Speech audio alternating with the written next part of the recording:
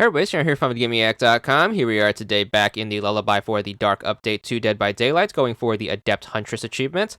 This is going to be done from the killer's side. It is to get a merciless killer rating as the Huntress, only using her 3 unique perks. You're going to need the Huntress for this, so make sure you grab her from the DLC pack or the in-game shop. You also need to make sure you get her to a minimum of level 10 in order to open up 3 free perk slots. The 3 perks that you want to run are going to be Beast of Prey, Territorial Imperative, and then finally Huntress Lullaby, which is going to be a Hex perk. Make sure you leave the 4th slot empty if you have that available to you, and you can do whatever you want for add-ons or offerings. Make sure you start up the game, and then it's time to start hunting. So the Huntress's perks aren't going to be super useful. They're more going to help you out in the background, so no need to point them out. So we're just going to stick to the main gameplay. Huntress is going to have a pretty decent movement speed, so no worries about any clunkiness there. She's going to have 2 attacks. Her first attack is going to be her axe swing, which is going to be a pretty standard attack. It's generally going to be pretty reliable if you want to stick to Dead by Daylight fundamentals and just go for your normal chase the killers and swing at them. Once you down them, make sure you pop them on a hook. So of course, we are going for the merciless killer rating. So don't forget to get enough chases, hits, downs, and hooks in, and make sure you spread that to all 4 survivors as evenly as you can. Now, obviously, if you want to expand your gameplay repertoire beyond the fundamentals, you also have her special attack to take advantage of, which is going to be the hatchet throw. You're going to use left trigger to throw a hatchet. It's going to be a ranged attack. It does take a little bit of a learning curve in order to get to the aim right, since obviously this game was built to be a melee game. My best advice is when you get started, make sure you aim a little higher than you normally would, and you should be able to master the arc of the throw.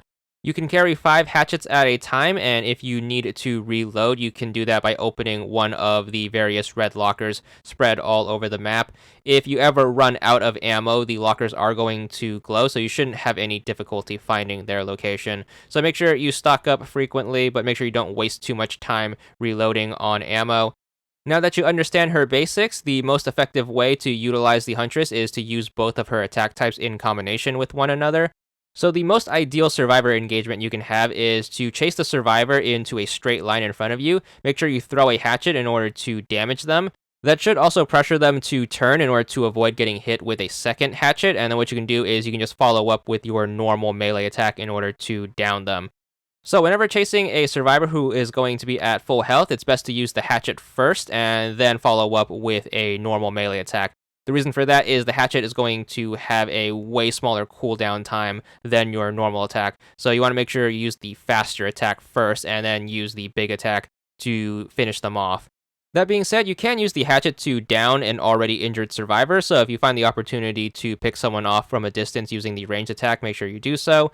And then hopefully you are making the proper attack selection whenever it does come up. So just make sure you use whatever attack seems the most necessary in the current moment. If you see an opportunity to use the hatchet, make sure you do so. If you don't, make sure you just stick to your fundamentals and go in for the normal attack. There's no point in wasting ammo if you know you are going to miss. But of course, you can also just use the hatchets as a pressure game, and then you can force the survivors into some pretty bad predicaments and punish accordingly. So hopefully all of this advice can help you fill out all 4 of the major killer statistic categories, and then once you manage to get a game where you do so, you should be good for the merciless killer rating at the end. Of course, you can always hit right bumper on the results screen in order to check the categories and what you need to improve on, but once you finally manage to get the +2, you should be good for the achievement, 20 gamer score, and that's all there is to it.